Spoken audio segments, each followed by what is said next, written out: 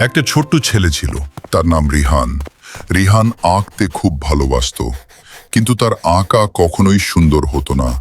একদিন স্কুল থেকে ফেরার পথে সে একটা রহস্যময় বাক্স খুঁজে পেল।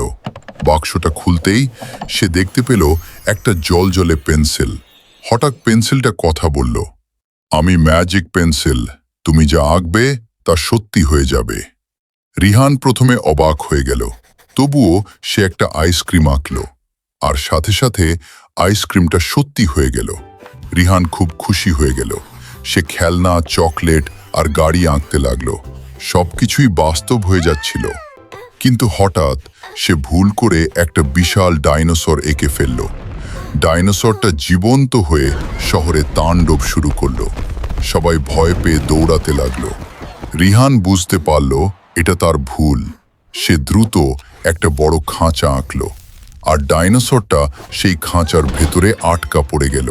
শহর আবার নিরাপদ হলো। রিহান হাসল আর সিদ্ধান্ত নিল এখন থেকে সে তার ম্যাজিক শুধু ভালো কাজের জন্য ব্যবহার করবে। তুমি কি এমন ম্যাজিক পেন্সিল পেলে কি আঁকতে? কমেন্টে জানাও। আরও মজার গল্প দেখতে এখনই লাইক আর সাবস্ক্রাইব করো। নতুন ভিডিও আসছে খুব শীঘ্রই।